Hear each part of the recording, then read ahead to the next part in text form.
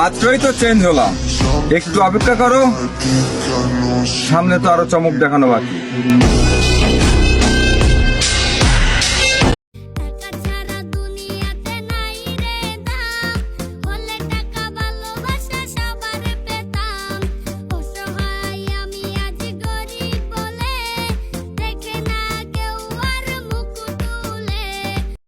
সেটা কেমন দেখতে? এ তো আমার এক্স। মানে কি? আমার বয়ফ্রেন্ড। এটা আমার হাজবেন্ড।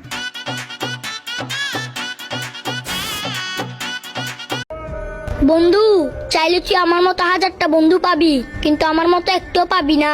হইতে পারে আমি গরিব, কিন্তু স্বার্থপর না।